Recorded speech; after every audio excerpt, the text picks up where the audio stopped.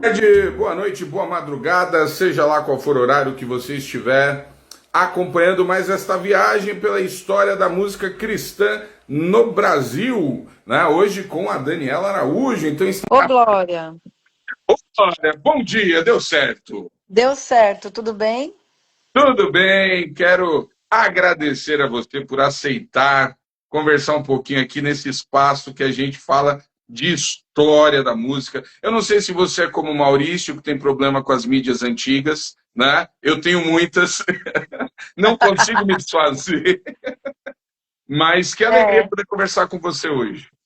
alegria minha, obrigada pelo convite. Tenho certeza que vai ser um papo muito gostoso sobre música e tem muita novidade, né, pra gente conversar. Exatamente, tem muita coisa acontecendo agora, mas aqui a gente tem um pouquinho dessa veia da questão histórica, né? E você tem Sim, uma grande história aí por causa, inclusive, da tua família. Inclusive, o teu pai, se eu não estou enganado, ele é de Teresina, não é isso? minha família toda é do Piauí, tanto a família por parte da minha mãe quanto por parte do meu pai. Então eu costumo dizer que eu sou uma paulistana bem nordestina, né? Porque o meu sangue dos dois lados, ele é puramente piauiense. Então eu encarno muito essa persona nordestina, eu gosto muito de ter essa veia, né? Eu acredito que me influencia em todos os sentidos, né? Não só musicalmente, mas culturalmente. Eu fui criada pela minha avó também, meus pais sempre viajaram muito para cantar e para ministrar. E então eu fui criada por uma nordestina bem arretada. E tenho muitos costumes de lá e gosto disso, gosto muito de ver os meus filhos herdando esses costumes, né? Aqui a gente no café da manhã come cuscuz, come beiju, a gente come carne seca, a gente come tudo que é de lá e gosta muito, e até o linguajar, né? E eu sei que isso também influencia muito na minha poesia. Que bacana, porque eu ia dizer, eu estou aqui do lado, eu sou paulistano, mas eu pastoreio na cidade de Timon, que é colado em Teresina. Ai, Então, que legal. nós estamos no auge do BR-Obró, né? Aqui, nesse momento, está a temperatura amena. Agora é 11 e pouco, deve estar uns 37 graus, porque vai ficar quente mais tarde. Sim, O deixa eu calor, compartilhar aqui. Pera aí, agora ao vivo, compartilha com todo mundo. olha aí. Chama aí a turma. E agora eu vou compartilhar. Será que tem como compartilhar no Stories? Não, né? Eu Não, compartilhei no meu canal. aí você sai da. A turma vai colocando aí, marcando os stories, senão você acaba Galera, saindo da live de novo. compartilha com o pessoal pelo direct para a gente poder ter esse papo e todo mundo tá por dentro.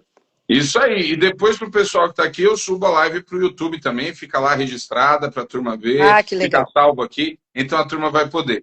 Então, falando nisso, você já começou falando aí da tua educação, da questão dos teus pais. Eu queria que você falasse um pouquinho exatamente sobre essa questão de crescer a musical com os pais como grandes ícones, né, da nossa história da música. Teus pais são figuras importantíssimas na história, né? Como é que foi aí esse caldeirão musical na infância? E um abraço para a turma do Prisma que está aqui também. Gente, foi maravilhoso. Eu cresci vendo meus pais compondo, viajando em estúdios. Logo no princípio da minha vida, eu comecei a ir para estúdio, né? A minha primeira gravação, eu tinha 3 anos de idade. E como é engraçado como a gente copia realmente aquilo que os nossos pais fazem com a gente, porque eu faço exatamente a mesma coisa com os meus filhos, né? O meu pai ele sempre teve estúdio em casa, então toda a minha luta e a minha maneira de administração de vida foi para conseguir trazer esse mesmo ambiente para os meus filhos, né? Porque foi a maior riqueza da minha vida, vê-los compondo, porque hoje eu amo compor, e mesmo que os meus filhos não sigam o caminho da música, né? Porque nem todos os meus irmãos vivem disso hoje, foi primordial para o nosso desenvolvimento, não só é, criativo, mas também emocional, né? A gente sabe que a música ela traz uma carga assim curadora muito grande e então eu tô plantando isso na vida dos meus filhos porque eu sei o quanto foi bom para mim. E se eles tiverem talento, se eles tiverem realmente essa veia artística, eu sei que vai ser determinante para eles, né? O Lucas já pede para gravar. Sou eu que fico segurando, né? Eu falo, não, tá, vamos divertir, né? Porque também tem os seus dois lados. Eu lembro que às vezes eu sentia muita responsabilidade, porque muitas vezes a gente ia da escola para os estúdios, né? Gravar. Então não tinha férias. As férias eu estava sempre cantando em igrejas. Por mais que a gente se divertisse, era também um trabalho, né? Mas hoje eu vejo o quanto isso formou meu caráter e me trouxe uma independência, me trouxe uma autonomia e uma organização no meu ministério que me faz até hoje viver disso, viver do que eu amo e viver bem, né? Viver estruturada. Hoje eu sou casada com um músico também, então realmente foi algo que moveu a minha vida e ditou as regras da minha vida. Eu sou Né? Ver eles muito, fazendo muito. tudo que eles faziam. Eu ia falar assim, eu sou muito, muito, muito fã do seu sogro. Eu sou apaixonado por Pois ele, o é. Vavá. E você Opa, viu, né, que eu não teve mesmo como fugir, porque de alguma forma, a vida me trouxe até aqui. pois é, E aí, hoje eu sou casada com o filho de um dos maiores compositores do Brasil, né? A gente tem uma admiração incrível. E o Vavá é o seguinte: a música o move, né? Porque ele tá sempre fazendo música, ele é viciado em compor. O tempo todo ele tá com uma música, o tempo todo ele tá no estúdio, o tempo todo ele tá mostrando coisa, ele tá gravando. E como isso é inspirador, né? E ele é uma grande referência para os meus filhos. Muito mais do que gostar das músicas da mamãe, eles gostam da música do vovô. Muito mais, né? Às vezes eu coloco minhas músicas e eles pedem para tirar, porque eles são roqueiros, né? Então eles querem ouvir as músicas do vovô, muito mais, e aí eles pedem. Eu que falo, às vezes, menina, às vezes eu tenho que falar assim, ai, não tem. Ai, coloca aquela música do vovô Vavá. Eu falo, ai, aqui no meu celular não tem, filho. Porque às vezes eu falo, Vavá, eu não aguento mais ouvir as suas músicas, eu não aguento mais, eu tenho que falar que eu não tenho. Mas assim, eu sou muito grata a Deus por eles estarem crescendo com essa referência, né?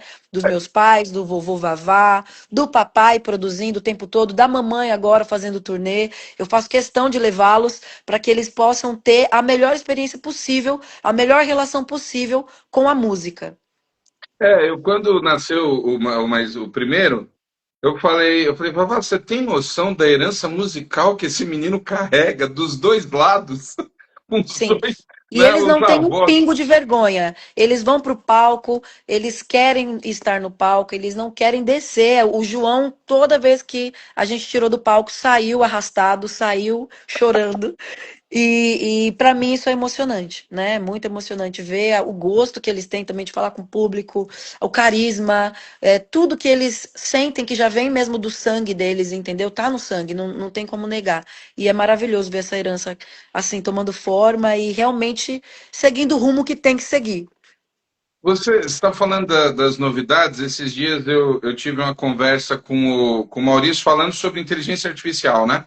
E aí eu estava acompanhando e relembrando, você cresce, além de filha do Daniel e da Eula, você cresce cantando na turma do barulho, com a turminha, né? Inclusive, Uhum, foi um dos pioneiros no trabalho infantil. A gente tinha a turma do Print, que um pouco depois, mas era Louvores da Garotada, né, ali no sim. início dos anos 80, e vocês entram muito fortes, e inclusive vocês vão até o início dos anos 2000 com a. Menino, foi a vida inteira gravando com a Turma do Barulho, né? Eu parei de gravar com a Turma do Barulho, eu já tinha 19 anos, né? A minha irmã mais velha já tinha mais de 20 e poucos anos. A gente realmente só parou porque daí a minha irmã casou e aí as pessoas, né? A gente começou a se arrumar na vida e tal, e foi isso. E quando eu parei, eu já estava em produção do meu primeiro álbum, porque foi todo um laboratório, né? A questão da Turma do Barulho para mim e principalmente para o Jorginho também, que produziu o primeiro álbum junto comigo e fez toda essa parceria acontecer. E foram anos, anos de curadoria, anos de composição, de estudos, né? Até a gente chegar no resultado final. Eu fui lançar o meu primeiro álbum só com 27 anos. Então demorou bastante esse primeiro passo, né, a ser dado. Mas foi a porque foi tudo com calma. E nesse espaço de tempo, eu tive a oportunidade de pegar muita experiência em outros estúdios, né? Meu pai tinha estúdio, eu gravava no estúdio do meu pai também, com outras produções, fazendo vocal, fazendo direção vocal, compondo para outros cantores. E aí eu comecei a trabalhar com o Baruch começou a me colocar em todas as produções dele, o Melk Carvalheiro também, que produzia muito lá no estúdio. Aí começou a me trazer uma outra experiência musical, né? Comecei a aprender também sobre como gravar. Aí, dali dessas produções, eu comecei realmente a trabalhar como vocalista em outros estúdios, né? Vocalista de outros álbuns. Era algo muito comum na Você época. fez muito back, E né? muito, fiz muito, muito mesmo. Muito. Foi o meu estilo de vida durante todo esse tempo, né? Até eu começar, de fato, a fechar o meu repertório do meu primeiro álbum, que foi quando eu fiz 24 anos. Eu fiquei 3 anos produzindo o meu primeiro álbum, né? Mas dos meus 18 aos meus 24, a gente parou ali com a Turma do Barulho e eu comecei a ganhar essa experiência em outros estúdios, com pessoas de fora e com produtores de fora, como vocalista, como direção, como diretora de voz, como. Eu dei aula de canto também nessa época, eu dei muita aula de canto e fiz também muita aula de canto, estudei muitos instrumentos nessa época, né? Não sou boa em nenhuma e descobri que eu não era para o instrumento. Me ajudou a conhecer de música, fiz cursos musicais, comecei faculdade de música, quase terminei a minha faculdade de música, mas daí comecei a viajar com o meu álbum, aí eu não consegui acompanhar. Mas fiz um curso técnico de música. Muitas músicas que eu fiz na época que eu estava estudando, eu fiz como lição de casa, né? A música tempo é uma lição de casa, porque eu estava estudando intervalos, e aí eu fiz a música tempo do meu primeiro álbum. A música conexão também foi uma lição de casa, de certa forma. Então, foi uma adquirindo, né? Com toda essa experiência que Deus foi dando a oportunidade de eu ganhar, conforme a gente ia. Mas eu não tive escapatória, viu? Eu vou falar pra você, eu não tive escapatória. Eu até tentei, viu? Eu fiquei um tempo vendendo Herbalife, nem todo mundo Nossa, sabe disso. Nem todo mundo sabe disso, mas aí eu quis fazer uns cursos de venda e aí comecei a vender Herbalife, começou a dar certo. Tentei fugir assim, mas aí Deus usou algumas pessoas para falar comigo. E aí loguinho eu desisti disso. eu tenho uma curiosidade, porque assim, os teus pais, eles eram e são responsáveis muito pelo estilo e por aquilo que a música pentecostal ela se tornou. Tem um mega clássico que você gravou com seus pais, versão maravilhosa de Cicatrizes. Seus pais estão nessa pegada. Os teus irmãos, você está num trabalho de linha mais infantil. Você vai trabalhar também fazendo muito back. Você citou o Melk. O Melk é responsável, digamos assim, aquele estilo que é desenhado na segunda metade dos anos 90 do pentecostal feminino, passa na mão dele. Aquele jeito de cantar, né? Vai surgir aí a Cassiane, vai explodir nesse tempo. A gente tem a Rose Nascimento, a própria Shirley, os ícones, e elas têm uma pegada musical. A Turma do Barulho tem uma pegada musical. Nos anos 90, você viveu, apesar de nova, você viveu praticamente todas as grandes mudanças da indústria fonográfica, né? Você viu a mudança do disco para o CD, você viu a questão agora mais recente do CD para música digital. E o teu estilo é completamente diferente disso tudo, né? Inclusive, até pesquisando e olhando, você basicamente é uma das responsáveis por uma mudança de sonoridade quando entra o teu primeiro álbum das vozes femininas. Como é Olha, eu que vou falar para você você. formou essa identidade? Então, o meu pai e minha mãe, com o passar dos anos, eles foram encarnando esse lado mais pentecostal deles. Eu acho que até pela maturidade, pela idade, a questão de mudança de mercado também. Eles acompanharam por muito tempo toda essa evolução. Mas se você for olhar para os álbuns antigos do meu pai, principalmente do meu pai, você vai ver que ele tinha uma veia mais roqueira, mais vanguarda, né?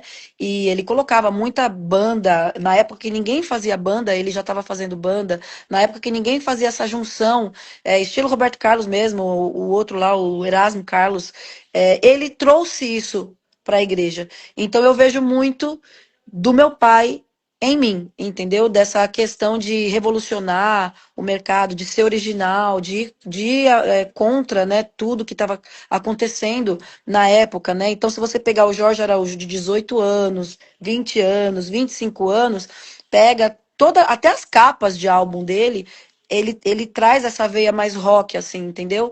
Então, eu vejo que isso estava no meu sangue, entendeu? Foi algo natural. Quando começaram, né? Porque quando eu fiz 16 anos, aí começaram, tem que gravar solo, tem que gravar solo. E aí eu ficava naquele pânico, porque vinha também esse negócio, tem que ser pentecostal, tem que ser pentecostal. E eu olhava e via que não tinha muito a ver comigo, entendeu? Porque a minha referência sempre foi bandas de rock, né? Tinha muito de adoração, eu ouvia muitos grupos de adoração. Na época, tava um boom, assim, do Hillsong da Austrália. Eu ouvia muito também as cantoras pop da igreja, americanas, latinas. Ouvia muita banda, muita MPB aqui do nosso país. Ouvia muita coisa de metal mesmo, de rock mesmo, raiz. E eu nunca quis. Então, por isso também eu demorei gravar o meu álbum solo, porque foi muita pressão. Até eu ter a condição de custear o meu próprio álbum, né, as minhas próprias ideias, demorou um tempo, entendeu? Mas eu tive paciência porque eu tinha convicção de que eu tinha algo para trazer. E é muito louco isso. Eu acho que isso entra também na questão do propósito, entendeu? Quando Deus ele coloca algo no seu coração, na sua mão, e ele quer que você faça aquilo, de alguma forma aquilo vai te mover e você vai ter que realizar aquilo, entendeu? Vai ter que fazer acontecer. E foi isso que aconteceu comigo. Mesmo as gravadoras falando, não, não vai dar certo. Eu recebi muitos nãos. Tinha gente que falava, só vai dar certo com participação especial. Ela é boa com participação especial, entendeu? Mas eu sabia que não, eu sabia que eu tinha algo muito bom para poder entregar para as pessoas. E daí eu contei com muitas ajudas. Deus preparou pessoas também para me patrocinar. Então teve gente que pagou as cordas, que simplesmente Deus colocava assim, ó, eu vou pagar as cordas do seu álbum. Aí chegava e me dava. E não eram pessoas ricas, sabe? Eram pessoas que realmente olhavam e viam, de certa forma, um propósito. Tinha pessoas que davam oferta. Aí teve o Dudu Borges, que na época trabalhava num dos maiores estúdios aqui de São Paulo. E daí ele falou: Olha, eu vou disponibilizar o meu estúdio para você gravar. Então eu gravei todas as guitarras, todos os baixos, todos os violões, todas as coisas que precisava de amplificador, que eu via que no estúdio dele tinha tudo isso. Eu gravei lá, entendeu? Aí fiz um esforço, uma poupança para eu poder gravar o a voz do meu álbum que eu queria gravar no Na Cena, que era um estúdio, o melhor estúdio que tinha os melhores prés de voz, e eu coloquei no meu coração que eu queria gravar lá. Então foi todo um laboratório, sabe? E Deus foi preparando as pessoas, mas eu vejo que tem muito dessa veia do meu pai. De fazer algo realmente diferenciado, entendeu? E agora eu tô vivendo esse mesmo momento, né? Você falou de inteligência artificial, eu tô vivendo esse mesmo momento de voltar para o orgânico, de voltar para o manual. Os meus novos álbuns, tanto em espanhol quanto em português, eles estão sendo totalmente acústicos, totalmente manuais, totalmente laboratoriais, né? A gente está fazendo um laboratório desde 2023, ou seja, eu já estou há 2 anos gravando os meus álbuns. De 6 em 6 meses eu vou para os Estados Unidos, faço todo um laboratório com o Jorginho, aí venho para cá. No ano passado eu gravei já a base do espanhol. Aí nesse ano eu fui para os Estados Unidos, fiz todo um laboratório a mais. Aí no ano que vem eu vou começar a gravar o que a gente preparou nesse ano para poder começar a lançar. Então a gente está gravando cordas, a gente está gastando muito dinheiro com cordas e já tem inteligência artificial fazendo até cordas. Mas eu ouço e penso, não substitui. Não substitui, entendeu? A sonoridade. Eu tô voltando pro rolo. Eu acho que a galera de hoje nem sabe o que é isso, entendeu? Mas influencia bastante na Na sonoridade? sonoridade, no peso, entendeu? Da música. Então eu tô voltando pro rolo, galera. A galera tá indo pra frente, eu tô indo pra trás, entendeu? E eu sei que isso vai ser um grande diferencial nos meus novos álbuns, porque é inevitável quando uma pessoa que gosta de música coloca um álbum que foi feito assim com o mínimo cuidado dos detalhes, entendeu? Tipo na questão da poesia, na questão da musicalidade, da sonoridade, na gravação. na fonética, na voz, nas cordas, na orquestra, no sonoridade de bateria. Então a gente está tomando cuidado em relação a tudo. No repertório, porque hoje as pessoas não pensam mais em repertório, né? É muito raro você pegar um repertório, só que eu acredito que também vai ser cada vez mais uma tendência do mercado. Enquanto as pessoas estão avançando na inteligência artificial, o ouvinte vai querer cada vez mais saber que está ouvindo algo mais manual, mais feito com carinho, com esmero, com cuidado, entendeu? E você pode ver que os cantores que estão estourando hoje em dia são os cantores que estão fazendo esse caminho reverso, né? Eu posso usar o exemplo daquela cantora inglesa Olivia Dean. Eu já sigo ela há muitos anos. Olha que interessante. E eu sabia que em algum momento ela ia estourar. E agora ela está estourando. Porque ela está fazendo esse caminho reverso, né? Enquanto está todo mundo fazendo inteligência artificial, coisa eletrônica, coisa digital, ela está indo para trás, né? E fazendo uma coisa cada vez mais pura, sem tanta afinação na voz, com aquela coisa linda de sonoridade realmente acústica. Depois vocês ouçam, que vocês vão gostar muito. Mas voltando, então eu acredito que as pessoas, elas vão cada vez mais procurar coisas autênticas, coisas que elas vão ouvir e vão identificar que foi um trabalho humano. Elas não vão querer se sentir assim, meio que trolladas, né, pela inteligência artificial. Eu, pelo menos, estou fazendo naturalmente esse caminho. E eu também acredito que existe uma outra movimentação, principalmente da nova geração, e isso é algo que eu estou observando também na minha turnê. Eu estou me surpreendendo do quanto o meu público é mais jovem do que eu, né? Tipo assim, a geração Z. E por quê? Porque a geração Z tem uma característica que nós, millennials, não tivemos, porque a gente pegou bem o começo, né? Dessa questão do digital, do algoritmo, que é que eles não querem se sentir parte do algoritmo. Eles querem sentir que eles estão fazendo o próprio caminho deles. Tanto que essa nova geração não posta mais como a gente posta. Eles têm toda uma privacidade que eles querem ter, né? Eles também querem entender que eles não estão ouvindo ali o que o Spotify está mandando eles ouvirem. Então, eles querem entender que eles vão atrás da autenticidade deles, daquilo que eles gostam, dos cantores conforto deles, entendeu? Então, esse é o caminho que eu quero fazer. Eu quero ser a cantora conforto para muitos, entendeu? Muito mais do que Spotify number one, porque a gente já sabe que é tudo comprado, a gente já sabe que é tudo manipulado. Eles, muito mais do que nós. A gente já entendeu que o mercado está nesse caminho já faz tempo. Só que eles já estão fazendo esse caminho reverso. Então, eu acredito que aí é onde eu entro, entendeu? Na autenticidade, em um trabalho mais orgânico, em um trabalho que conecta mais as pessoas ao meu trabalho, a mim, pessoalmente, né? E também entendendo toda essa movimentação do mercado que está trazendo eles para mim, entendeu? Uma galera que busca algo mais autêntico, né? E que mostre para eles a própria autenticidade deles também. Eu fico tentando. Tá me ouvindo? Tô. Tá, eu fiquei traumatizado agora. Então vou ficar perguntando direto se tá ouvindo. Essa geração, ela consome música de maneira diferente da nossa, né? Apesar a gente tem mais ou menos ali a mesma geração, eu tô muito mais acabado, eu sei, mas a gente tá na turma de 80, né? Ali, que viu Eu sou também de toda essa fase. 84. Eu sou de 80. Eu pareço ser 20 anos mais velho que você. É a vida, pastor, é complicado, né? Mas Não a é, gente querida, olha, na minha cara tem de tudo, viu? É quase toda semana na clínica estética. Quem me acompanha sabe. Mas, enfim, o jeito. Eu tenho uma filha de 14 anos, minha filha mais nova é adolescente. Né?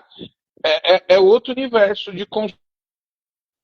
Inclusive, uma galera que é a turma do viralizou, é 30 segundos, é rede social, é TikTok, aquilo lá. Quando você olha para esse cenário assim, você dá caramba, como é que eu interajo com esse jeito de consumir música? Até que ponto isso está influenciando a sua criação atualmente? Eu acho que foi uma transição. Eu acho que todo cantor ou todo criador de conteúdo, porque eu também sou criadora de conteúdo, né? Eu, na verdade, comecei como. Eu não sei se você lembra dessa fase, eu comecei como blogueira. Então, antes de ser cantora, eu era blogueira. Eu tinha um blog, eu postava foto, eu sempre gostei de postar vlog de viagem e esse tipo de conteúdo que integra mais o meu trabalho em relação às pessoas. Então, eu acredito que todo cantor que quer ter essa comunicação, essa essa aproximação com o público precisa se atualizar, entendeu? Então, o tempo todo eu estou buscando novas maneiras de me conectar com as pessoas para me atualizar, né, em relação a todas as redes sociais. Agora a gente está indo para o TikTok, eu percebi que eu precisava ir para o TikTok, aí eu estou chegando a 100 mil seguidores do TikTok, porque eu comecei a me dedicar e quero chegar a 1 milhão, 2 milhões, 3 milhões, porque tudo isso é uma maneira da gente se aproximar com o nosso público, né? Eles ouçam aquilo que a gente tem a dizer. Então, assim, é lógico, eu quero ter uma estética que as pessoas conheçam a minha essência, eu quero que as pessoas façam parte da minha vida, né? Assim como eu faço parte da vida delas, eu quero me atualizar. Então, eu vou fazer de tudo para entender como eles se conectam a mim, como eu vou conseguir chegar para eles. Às vezes a gente precisa abrir mão de certos ideais artísticos para conseguir chegar nos fins que a gente quer, entendeu? E tudo isso é uma adaptação, e eu acredito que o público também entende dessa forma, né? Que a gente está querendo se conectar com eles e tudo mais, que nem. Eu não estou muito numa fase de ficar postando stories, entendeu? Então, se eu não tô nessa fase de ficar postando a minha vida, minha intimidade, que eu também acho que não combina mais com a minha persona, eu vou entender como eu vou chegar neles e como eu vou fazer com que eles também participem da minha vida. E assim sucessivamente, entendeu? Essa é a era que a gente está vivendo agora, a era digital. E não tem como, somos pessoas públicas, né? A gente quer que o público ouça a gente, mas eu acredito que as coisas elas caminham juntas hoje. Não tem mais como a gente ser cantor e o cantor não e o público não sentir que tem uma conexão com você, que faz parte da sua vida também, que sabe um pouquinho sobre você, entendeu? Então é uma troca, né? É muito mais uma troca do que você simplesmente estar ali para poder vender um produto seu. O teu primeiro álbum é de 2011, é isso? O solo? 2011. 2011. Ano que 2011 a vem vai gente. fazer 15 anos. O 2011 é uma fase interessante porque é uma fase de transição das mídias e musicalmente. A coisa tá estranha ali, tá vindo naquele desgaste do auge da adoração profética. Foi o Eu começo do acho. YouTube, assim, o começo não, o boom, né? O grande boom do YouTube foi em 2011, o YouTube surgiu o quê? 2004, 2005, eu me lembro. Isso, é a Então, explosão do YouTube, as coisas começam a virar. Eu acho que o Thales já está por ali, já está fazendo barulho. Preto no Branco também está começando, não é? 2011, 2012. É, é mais ou menos nessa época, eu não tenho certeza dos anos aqui, mas é uma época de transição. Você sente que estamos de novo numa época de transição? Que a coisa está cara, maçante, que a coisa está ali. E você tem esse diferencial. Quando eu conheci o teu trabalho, nessa época, minha irmã, inclusive, ela em algum momento vai assistir, minha irmã é muito tua fã, a Soraya, ela gosta demais de você, e ela que me mostrou. E eu falei para ela a mesma coisa. Que coisa diferente. A sonoridade, teu jeito de cantar. A gente vai fazer 15 anos, eu continuo achando você uma voz muito única. Um estilo muito único. olha, eu acho assim, eu acho que o povo demora a cansar, porque, ó, em 2011 a gente já estava em mais de 20 anos no mesmo ciclo musical, entendeu? Então, se a gente for pensar aí num ciclo que dura pelo menos 20 anos, por mais que a gente pense assim, mas as músicas estão mais descartáveis, as coisas estão mais rápidas, que não sei o que lá. Só que eu também vejo uma característica na galera da igreja que a gente se apega mais emocionalmente, né? Às músicas, aos estilos. A gente é um nicho mais fechado, então as coisas demoram mais para passar para nós, entendeu? Então eu não sei, viu? Eu acho que essas coisas não tem como prever, mas eu, Daniela, não sei se ainda cansaram, entendeu? Desse lance do worship, desse lance da sofrência. Acho que a sofrência já começou a cansar mais, mas o worship eu ainda acho que está muito no auge, entendeu? Aí o que aconteceu? De 2 anos para cá, começou a surgir algumas coisas mais diferentes, tipo um trap gospel, um popzinho, assim, ameaçou vir, mas não veio. E aí, o que que eu acho que acontece? Por que que eu acho que não firmou ainda? Eu acredito que precisa vir alguém muito com o pé no peito, entendeu? Que nem quando eu cheguei, eu vim com o pé no peito.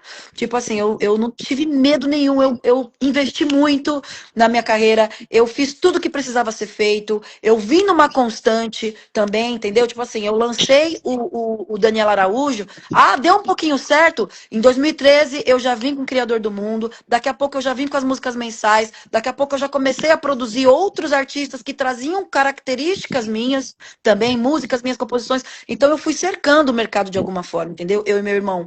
Então eu acredito que precisa vir alguém para estourar esse estilo de novo, para a gente conseguir, para daí esse nicho dentro desse segmento voltar a crescer, o nicho do pop, o nicho do trap, o nicho do rap, né? Porque é uma coisa que vai puxando a outra. Eu lembro que nessa época surgiu os Arrais, aí veio o Leonardo Gonçalves, Priscila Alcântara, J.A., veio uma galera muito forte, assim, com características que se interligavam entre si. Então, um foi fortalecendo o outro. Depois surgiu o Thales, aí o Thales puxou toda essa galera junto, porque o Thales foi uma explosão. Com o Thales explodindo, a gente conseguiu pegar a rabeira dele, entendeu? A gente veio atrás. Eu me lembro que quando o Thales explodiu, a minha agenda melhorou muito, entendeu?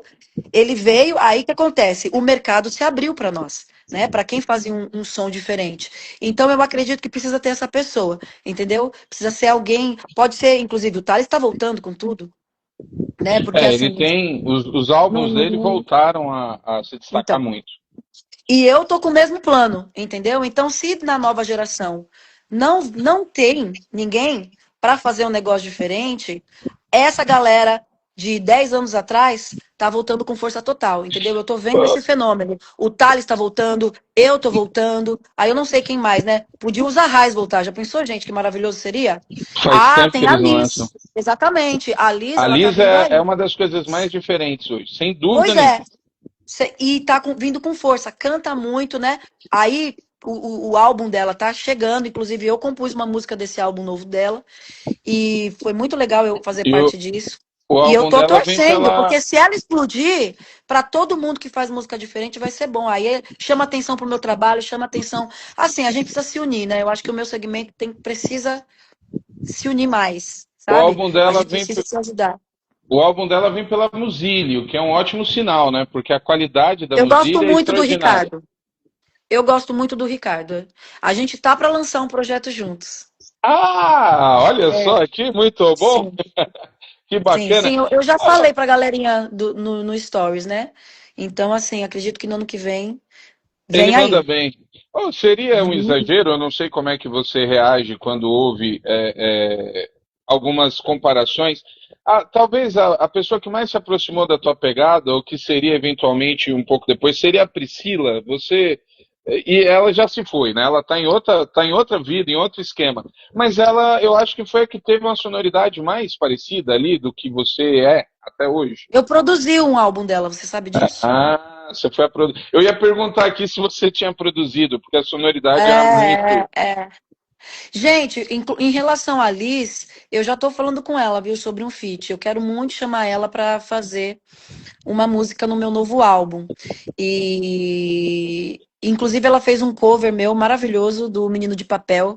Ela é uma fofa, viu? Eu gosto muito da Liz. Gosto muito. Eu desejo que ela realmente exploda. A voz magnífica, canta fácil, ela é linda, ela tá querendo realmente fazer algo diferente, tem personalidade. Então, assim, eu tô torcendo muito para que, além dela estourar, a gente faça esse feat acontecer no meu álbum. Agora, em relação à Priscila, olha, sinceramente, eu nunca me incomodei. Eu acredito que também ela não, né? Porque ela sempre demonstrou gostar do meu trabalho. E assim, com o tempo, as pessoas elas vão mostrando a que vieram, entendeu? Então, as coisas foram se diferenciando naturalmente. Ela foi pra vibe dela e eu continuei na minha vibe, entendeu? Mesmo produzindo ela, que não sei o que lá. Às vezes tem uma comparação a outra, mas assim, se estivesse me comparando com uma menina bem feia, que cantasse bem mal, talvez eu me incomodaria, né? Mas não é o caso. né? As comparações sempre são melhores do que eu, né? Porque essa galera nova aí, a Liz, todo mundo, canta muito melhor do que eu, né? Tem muito mais habilidades do que eu. Então, para mim, é um privilégio, é uma honra poder fazer, ter feito parte, né, de certa forma, da, da história da Priscila e, de certa forma, também ter plantado ali a minha sementinha no álbum da Liz, né? Para mim é sempre uma honra poder tá ali. Você falou muito da tua veia que veio do teu pai, roqueira, mas eu vejo um componente black absurdo, assim, nas coisas que você Ah, faz. mas aí é por causa da igreja, né? Não tem como. A gente, principalmente eu, na minha época, 2010 ali, foi o boom dos corais, né? Então não teve como, né? Tinha muito Kirk Franklin, Israel Hilton, todas essas influências vieram juntos. E eu cresci também ouvindo Etta James, eu amo, eu ouço até hoje, Hum. né? Elis Regina também é uma das grandes referências para mim. Billie Holiday, eu gosto muito, ouço até hoje. Mariah Carey, Christina Aguilera, é, quem mais? Aí as cantoras do gospel, né? Rachel Lempa, Jack Velasquez, todas elas foram grandes influências para mim, todas essas cantoras juntas. Eu ficava o dia inteiro cantando e imitando elas, eu imitava todas elas. E eu acredito que teve uma influência. Vocalmente foi isso, mas ouvir para curtir mesmo era rock, entendeu? Eram Ah, ok. bandas. Eu ouvi, tipo assim, para ouvir a estrutura da música, de composição, sempre foi o rock, né? Oasis, Silverchair, Metallica, é, quem mais?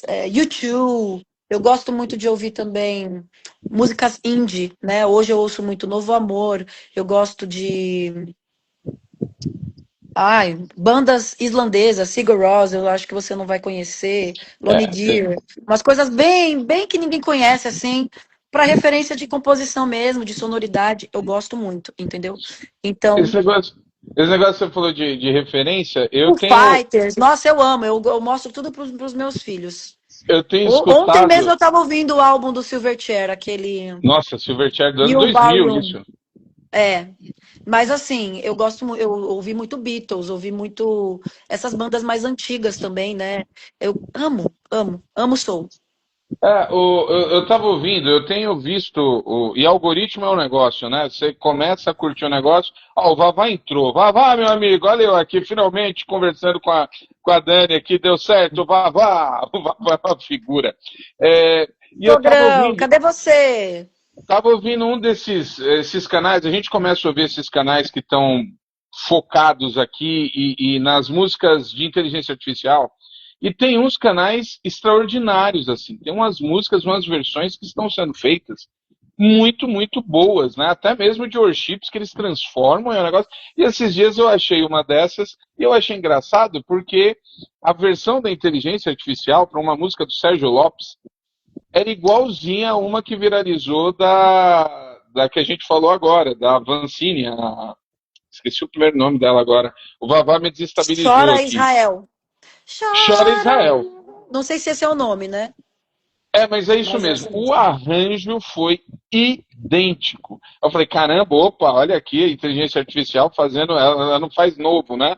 Ela Ai, pega gente, eu ali. não sei se eu sou retrógrada, me chame de retrógrada, mas não me venha com esses negócios de inteligência artificial, porque Mas você não me escutou, você não irrita, me escuta. irrita.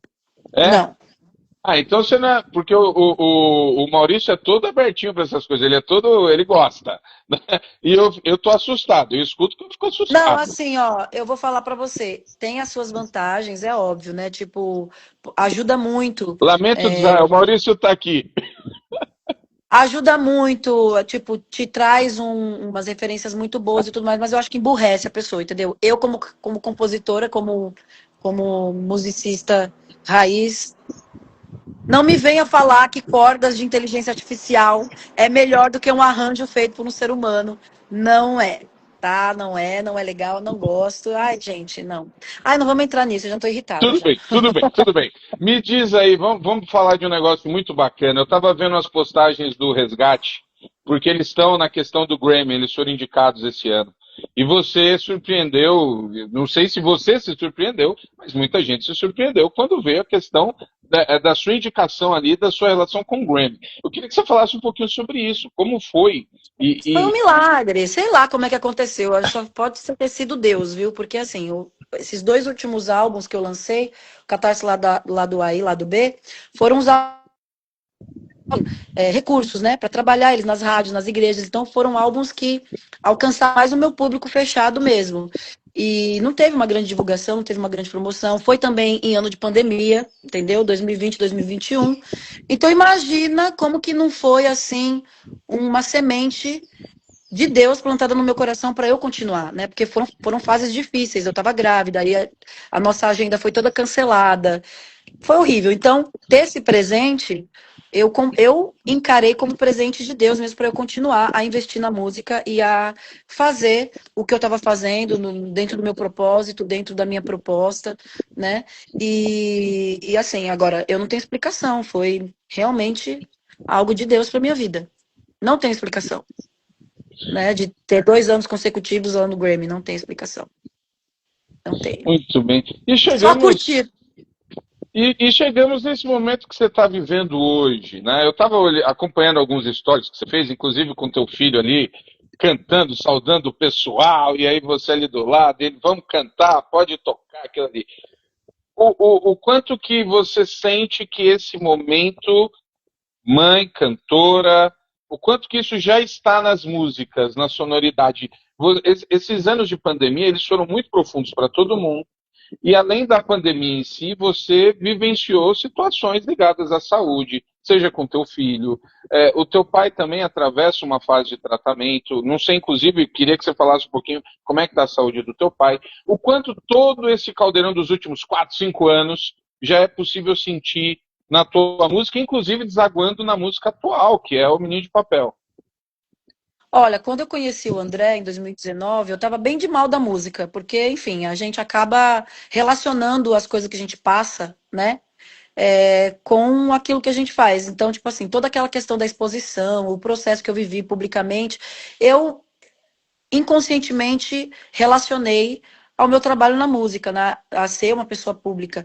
Então, de certa forma, eu fiquei ali meio de mal da música, mas o André foi a pessoa que Deus usou para me curar, né, em relação a isso, porque nessa época eu comecei a conviver com músicos que não eram ali do meu meio gospel, né? Então, Deus usou essas pessoas para realmente curar a minha vida e a voltar a fazer música do jeito que eu gostava. Então, foi um processo de reencontro, de reconexão. Depois eu também acabei tendo meus filhos, né, praticamente um atrás do outro. Só quem é mãe sabe como a gente se perde nesse caminho, né, tipo, perde um pouco da nossa identidade.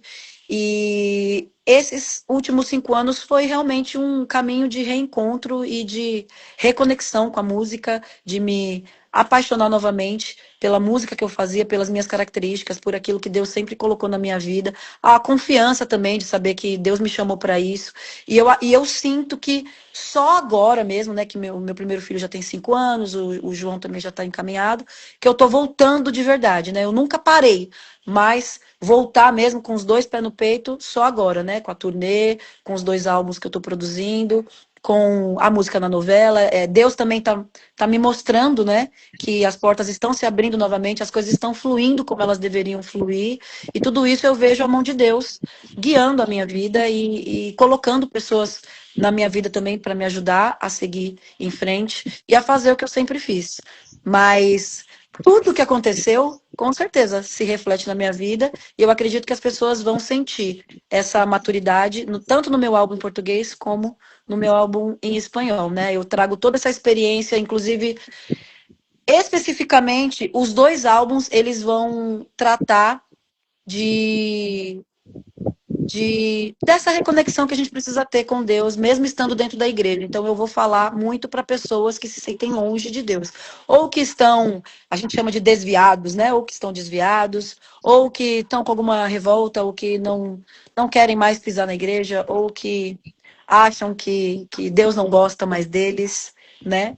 E tudo isso eu coloco a minha experiência como filha de pastor, né, que dentro da igreja se sentia longe de Deus, e os 2 álbuns fazem caminhos diferentes, mas caminhos que mostram uma pessoa que se distanciou de Deus e que sente saudade de Deus e que quer viver o ideal de Deus para ela. Então, vai ser teologicamente muito rico, vai falar com os de dentro, tá, gente? Não é um álbum para pessoas de fora, é um álbum para pessoas que estão lidando com coisas da igreja desde criança, principalmente, entendeu? São dois álbuns para pessoas que nasceram na igreja e que, de certa forma, estão confusas.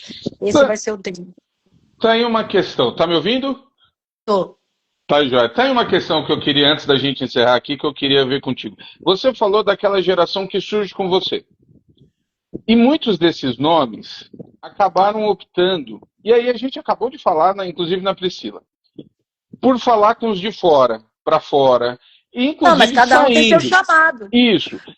E essa é uma coisa que eu nunca senti em você, em todas as fases, acompanhando o teu trabalho. Você está sempre falando no ambiente de gente de dentro da igreja, não só para Lógico. crente, mas mesmo com tudo que você falou, eu fiquei de mal da música. Você poderia ter para a igreja, inclusive, não querer mais falar dentro, porque foi uma questão que envolveu o povo de dentro. Mas você continuou. Você entende que é isso mesmo? O teu chamado, a tua pegada é para gente Olha, de dentro. mesmo quando aconteceu tudo o que aconteceu, eu nunca cogitei fazer outra coisa, entendeu? E eu acredito que essa vontade vem de Deus, porque essas coisas não se explicam, né? Deus mesmo, para trazer força e propósito até nas coisas ruins que acontecem com a gente, né? Então, quando tudo aconteceu, eu acho que foi até mais forte para mim. Tipo, agora eu vou fazer mesmo para as pessoas verem como que Deus trabalha. Então, eu meio que peguei essa briga pra mim, né? Tipo assim, de mostrar para as pessoas que Deus, ele é um Deus de segunda chance, ele é um Deus que refaz, ele é um Deus que perdoa, ele é um Deus que transforma, e isso me incentivou muito a me transformar, né? A deixar Deus transformar a minha vida. Porque quando os pastores todos me abraçaram, eu fui muito ministrada nesse sentido, né? De tipo, olha, agora você tem dois caminhos, ou você vai mesmo pro mundão, ou você mostra para as pessoas que quando a pessoa se, se, se rende a Deus, Deus honra, Deus ele refaz. Agora, não foi um processo rápido. Não foi um processo fácil. Eu tive que pagar o preço, né? Então, às vezes, as pessoas talvez queiram que a gente mostre um processo rápido, um processo fácil. E não foi isso que aconteceu. Eu tive que me retirar, eu tive que abrir mão do meu público, eu tive que abrir mão do engajamento na época. O meu pai falava muito para mim, Dani, para de querer mostrar para as pessoas, né, alguma coisa. Viva a sua vida privada, viva a sua verdade, para Deus te libertar, né? Olha o que está escrito na palavra de Deus: e conhecereis a verdade, e a verdade vos libertará. E é a verdade sobre você também. A gente tem que conhecer a nossa própria verdade, para que Deus trabalhe no nosso coração. Então foi esse o processo que eu vivi, né? E nunca que eu ia cogitar parar, se é o que eu sei fazer da minha vida, né? Muitos convites vieram. Ah, agora você tem que fazer música popular, agora você tem que ir pro secular. Muitas portas se abriram, muitos convites, mas gente, o que vai acontecer? Eu vou agora, do nada, começar a cantar uma coisa que nunca fez parte da minha vida, entendeu? Só para vender. Não é isso que Deus coloca no meu coração. Ah, mas o público da igreja não vai querer mais ouvir você, não vai. Pô, gente, mas não é o público da igreja que vai falar o que eu sou, o que eu deixo de ser, que vai falar o que eu tenho que fazer. Se não quiser ouvir, não ouça. Graças a Deus, hoje a internet ela é democrática, não é só a galera da igreja ou a galera que gosta de você, que te aprova, que vai, ou que desaprova, que vai te ouvir. É qualquer pessoa, entendeu? A gente consegue atingir todo mundo se a gente quiser. Então nunca isso foi um determinante para mim, entendeu? Se não tivesse nenhuma igreja para me ouvir, eu sei que ali no meu Spotify, na internet, no YouTube, quem quiser vai ouvir. Entendeu? Então, assim, graças a Deus, né? Eu nasci nessa era digital, porque eu sei que se fosse há 30 anos atrás, seria muito mais difícil, Sim. entendeu? Para mim, né? Mas Deus sabe o que faz. E eis-me aqui, estou aqui vivendo o meu processo. Estou lendo os comentários aqui, o Maurício não perde uma, né? Deus é Deus de novos começos. Eu entendi o trocadilho, viu, Maurício?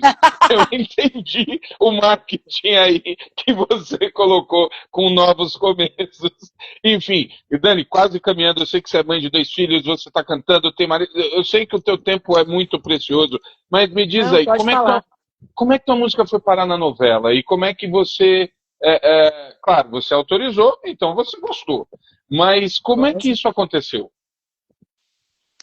Olha, foi Deus. Quando eu gravei essa música, na verdade, quando Hungria deu essa música para mim, já foi um negócio muito diferente, porque o André compartilhou a nossa história, meu testemunho, e o Hungria, ele vem de uma família cristã, né? A mãe, a irmã é pastora, o irmão é pastor, todo mundo ali é da igreja.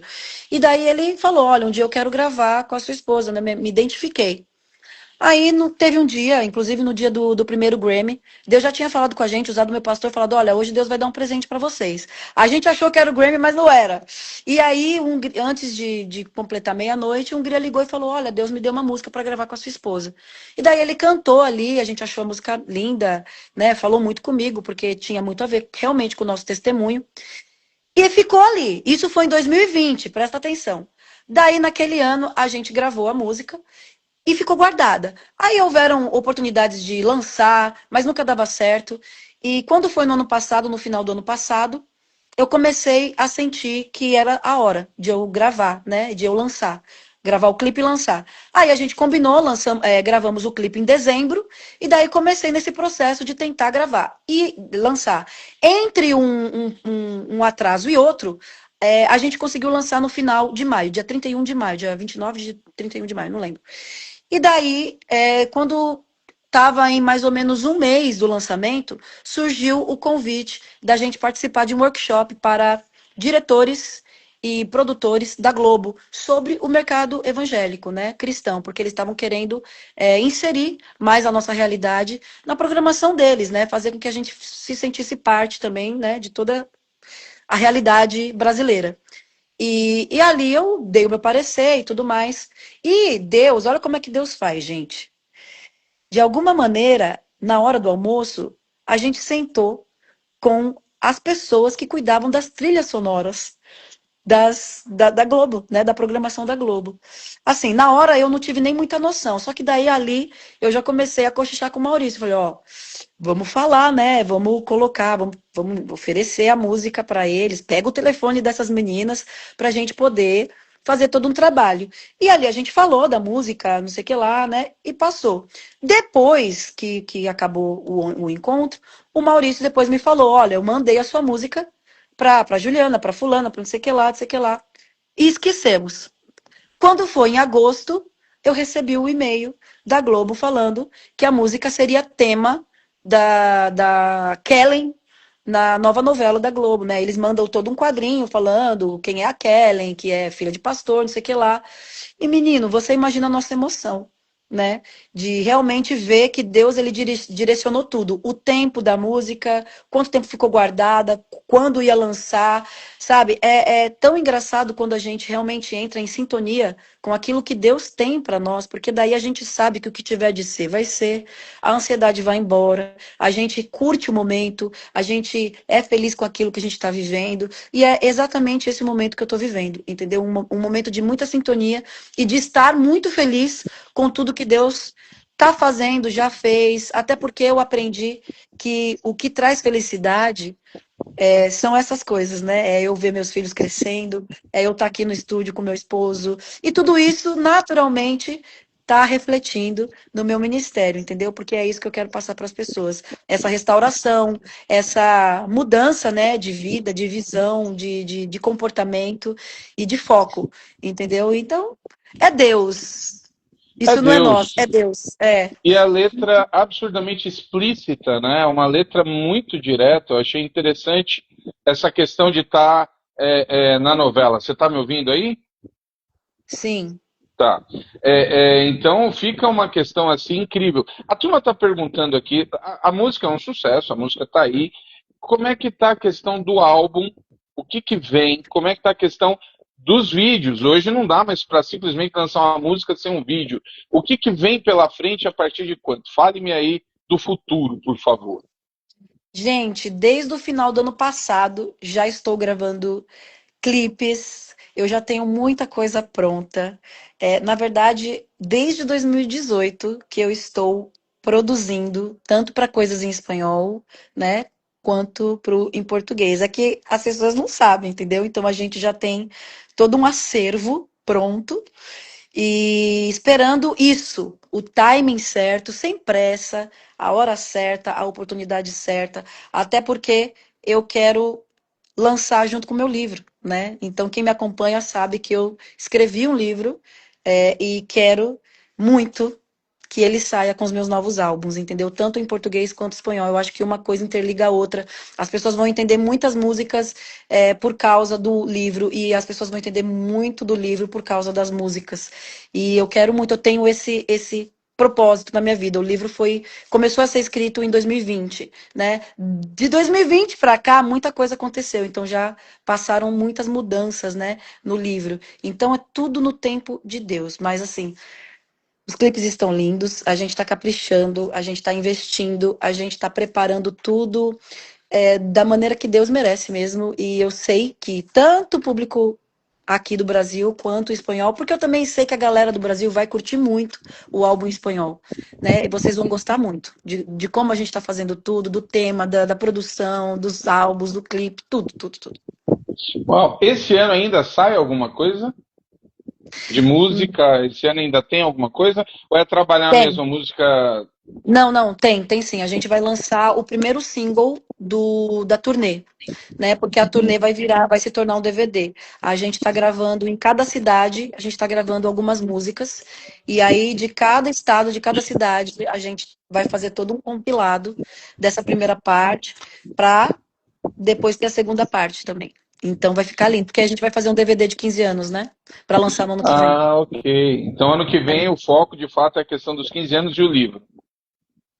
Não, a gente vai lançar o single do 15 anos nesse ano. Daí, provavelmente, depois do carnaval, a gente já lança o DVD. Para depois do segundo semestre, a gente já começar a lançar coisas inéditas. O pessoal estava até perguntando, vai ter coisa inédita assim? A turma aqui desesperada, lança os vídeos, lança as coisas todas. Você está independente. Até o momento, sim, mas aguardemos os próximos capítulos. Ah, eu tô somando dois mais dois. Ok, entendi algumas coisas que já saíram na live e espero que batam, porque é qualidade garantida aí, né? Então, ok. Dani, eu só posso agradecer por essa conversa. Eu queria. Maurício sabe, né? Eu comecei a fazer essas lives na pandemia. Aqui, tanto que o nome no Brasil, é contando as histórias. E você era um nome que eu queria ter conversado já há bastante tempo. Mas como a gente viu aqui na live, tudo no tempo certo. O Vavá me falava muito isso, né? Vai sair no tempo certo, vai sair no tempo certo. E que bom estar conversando com você agora, justamente para poder estar vivenciando esse momento em que você Sim. pode olhar, né, ver tudo isso que passou, essa fase muito legal que você está vivendo. A música aí na Globo, eu acompanho, eu tenho conversado muito com Ricardo, o Alexandre lá do documentário que está saindo na Globo. Ele e o Renato Marinoni. Então, de vez em quando, a gente troca as figurinhas, né? E me impressiona a dificuldade que eles estão encontrando com algumas músicas, com alguns nomes históricos importantes, que não querem participar do documentário porque é a Globo. E eu acho surreal, né? Eu falei, como assim? E vejo você comentando, assim como o Maurício, né? Pô, tá lá dentro. Por mais que digam que a internet mudou tudo, ainda é a emissora com maior audiência no Brasil. Milhões de pessoas assistem a Cara, novela. olha que fenômeno interessante que eu fiquei sabendo por causa da minha música tá na novela, né? Que a Vale Tudo, a novela anterior, ela foi a novela que teve mais audiência na história da Globo. Entendeu? Então as pessoas podem até falar que não assistem, mas elas assistem. Assiste. Entendeu? Elas não querem admitir, entendeu? Elas não querem, por causa de toda essa questão aí que a gente sabe. Mas eu acredito que é muito válido para nós, como cristãos, a Globo começar a ter essa preocupação de realmente representar a gente de uma maneira menos caricata, né? Uhum. Não importa o porquê, importa que a gente tenha esse espaço e passe a nossa mensagem, né? É isso que a gente precisa olhar, né? E para mim sempre vai ser uma oportunidade de divulgar o meu trabalho, entendeu? Independentemente de qualquer coisa, porque eu sei o que eu carrego, eu sei o que eu falo, né?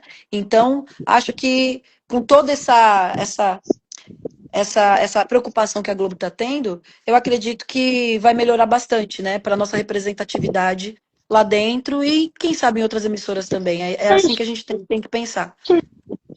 E a mensagem também, né? A tua música tem uma mensagem explícita, né? Essa música, a letra dela é muito forte. Sim. Enfim, e eu queria que você, antes da gente terminar, que você falasse um pouquinho do seu pai, como é que ele está, aonde ele está, como é que estão Ele as tá numa coisas. fase boa. Meus pais hoje eles moram no Texas, né? Mas no melhor lugar agora para poder fazer esse tratamento, né? Ele tá enfrentando um câncer no pulmão, em estágio 4, mas a gente crê no milagre, a gente sabe que Deus pode todas as coisas e a gente está fazendo de tudo, né? Tudo que o homem pode fazer, tudo que a gente pode fazer como família, a gente está fazendo por ele. Muitas pessoas estão ajudando e ele, como eu falei, está numa fase boa, né, do tratamento, está reagindo bem, não está sofrendo, não está, sabe, se gastando tanto.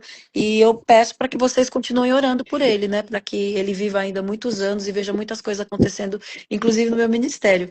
E a gente está preparando uma música, né? Eu vou lançar uma música com ele. A gente vai lançar uma música nova. É, Olha, mais notícia sim, boa, muita notícia boa essa sim. manhã. Que Sim, a gente bacana. vai lançar uma música nova. A gente estava vendo nossos acervos de música e o Jorginho me mandou uma música linda que ele gravou minha e que tá maravilhosa. E aí a gente, quando eu estiver lá nos Estados Unidos no mês que vem não, em janeiro, a gente vai gravar esse vídeo e a gente vai lançar pra galera. Né, para honrar também a vida do meu pai, a história dele, eu acho que vocês vão Sim, gostar muito. Sendo que pra mim é a maior honra ouvir ele cantando uma música minha, entendeu? Então, nossa. vai ser muito especial, sim. Vai ser muito Ah, que especial. bacana. Aquela versão de Cicatriz com vocês três já é, assim, histórica, maravilhosa, né? É? Imagina aí como Sim. é esse privilégio. Então, Dani, muito obrigado mais uma vez, né? O pessoal que está acompanhando Obrigada essa eu, gente. conversa, eu salvo aqui, ela vai ficar aqui. E no YouTube ela vai editada sem aqueles probleminhas que tiveram aí, né? Com áudio, sem áudio. Ela fica no Ô, outro formato. gente, deixa eu falar. As novas datas da turnê, a gente vai divulgar nesse mês ainda, tá bom? Então, assim, ó, já adiantando, a gente vai passar por São Paulo, Rio de Janeiro, Belém, é, Salvador, Porto Alegre. A gente vai passar por todos os estados do Brasil. Alguns lugares a gente vai repetir, que nem Brasília a gente vai repetir, provavelmente Curitiba também. Então, só fiquem ligadinhos, porque ontem a gente divulgou a data de São Paulo, aqui, que a gente está fazendo uma pré-turnê. É um evento gratuito, né? Mas, assim, em menos de 20 minutos acabaram os ingressos. Uau! Então, vocês fiquem ligados, porque a gente vai fazer ingresso solidário, né? O ingresso mais em conta. Então, vai, ó, voar. E a proposta é ser realmente um evento menor, mais intimista, né? Da turnê de 15 anos. Então, vocês fiquem apostos, liguem a notificação, tá? Do Instagram, porque tá todo mundo brigando comigo lá no Stories, mas eu já tinha avisado vocês. Eu já Eu tinha avisado. espero, Então, espero que vai você ter venha rever sua Teresina! origem. Vai ter Vai ter Teresina, espero. Teresina, vai ter São Luís, Belém vai ter também. O Acre eu não sei, mas São Luís, Belém vai ter. Faz parte, faz Tá? parte. Obrigado, Dani. Obrigado. Ingresso Solidário Beijos. Maurício aqui. Gente, todo mundo, um grande abraço. Até a próxima viagem pela história da música. Dani, que Deus continue te abençoando. Obrigada, Maurício. Lançamentos, Obrigada a todo mundo. manda para o meu perfil aqui. A gente divulga junto aqui. É uma alegria. E Isso espero aí. que você venha ao Piauí. Espero que Teresina. Estou aqui do lado, estarei lá. Você tá onde? Teresina, ué. Que legal, você é piauiense? Não, eu sou paulistano, mas eu estou pastoreando aqui. Eu sou pastor batista. Ai, que legal. Cara, que saudade do Piauí.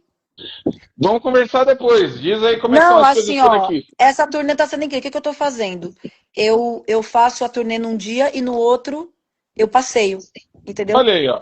Tomar Aí eu, cajuína gelada de novo. lógico, os meus filhos estão conhecendo o Brasil inteiro por causa da turnê. Eles vão conhecer o Brasil inteiro. A mesma coisa que os meus pais fizeram comigo, eu tô fazendo com os meus filhos. Olha que legal. Ah, que legal. É. Então, Show de bola. prepare-se que estarei em todos os estados curtindo. Tá bom. Um abraço, gente. Até a próxima. Valeu, Dani. Tchau. Beijos, tchau.